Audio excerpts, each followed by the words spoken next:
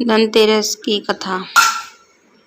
क्षीर सागर में माता लक्ष्मी के साथ निवास करने वाले श्री हरि के मन में विचार आया कि एक बार चलकर मृत्युलोक का निरीक्षण किया जाए। माँ लक्ष्मी भी उनके साथ जाने को कहने लगी। भगवान विष्णु ने उनसे कहा, आप मेरे साथ एक ही शर्त पर आ सकती हो। आपको मेरे कहे अनुसार चलना होगा और मेरी सभी बातों को मानना होगा।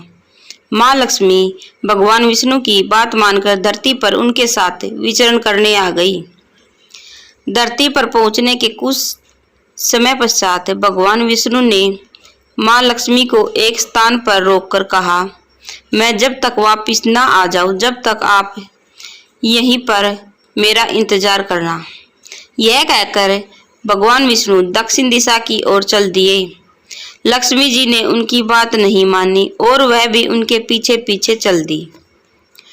कुछ दूर चलने के पश्चात उन्होंने सरसों का खेत दिखाई दिया। खेत में पीले सुंदर सरसों के फूल देखकर लक्ष्मी जी अति प्रसन्न हुई। उन्होंने उन सरसों के फूलों से अपना श्रृंगार किया और फिर चल दी। आगे चलने पर उन्हें गन्ने का खेत मिला। पके पकाए गन्ने देखकर माँ लक्ष्मी से रहा नहीं गया और उन्हें फिर गन्ने के खेत में रुककर गन्ना चूसने लगी। अपनी आज्ञा का उल्लंघन देखकर भगवान विष्णु को माँ लक्ष्मी पर क्रोध आया और उन्होंने माँ लक्ष्मी को श्राप दिया कि तुम्हें मेरी आज्ञा का उल्लंघन किया है, तुम्हें किसान के खेत में चोरी की है। इस सब के बदले अब तुम्हें 12 साल किसान के घर में उसकी सेवा करनी होगी। भगवान माँ लक्ष्मी को धरती पर छोड़कर क्षीर सागर वापिस चले गए।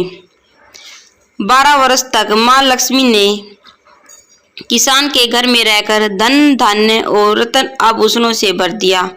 13वां वर्ष लगते ही श्राप पूरा हुआ और भगवान विष्णु माँ लक्ष्मी को अपने साथ ले जाने के लिए धरती पर पहुंचे।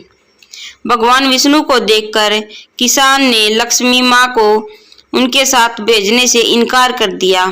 तब विष्णु जी ने किसान को समझाया कि लक्ष्मी जी को आज तक कोई नहीं रोक सका, वह तो चलाचल है, आज यहाँ तो कल वहाँ। मेरे श्राप के कारण 12 वर्ष तक तुम्हारे पास रुकी थी, मगर अब इसके रुकने का वक्त खत्म हुआ। इतने पर भी किसान नहीं माना और लक्ष्मी जी को नहीं भेजने का हठ करने लगा। तब लक्ष्मी जी ने एक उपाय सूझा। उन्होंने कहा, मैं जैसा कहूँ आपको वैसा ही करना होगा। फिर लक्ष्मी जी ने बताया, कल तेरस है, तुम अपने घर की साफ सफाई करके उसे लीप पोत कर स्वस्थ करना।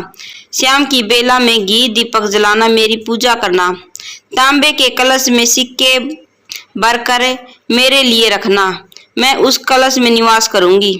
फिर 1 साल के लिए तुम्हारे घर में ही निवास करूंगी। किसान ने ऐसा ही किया और उसका घर भी धन धान्य से संपन्न हो गया।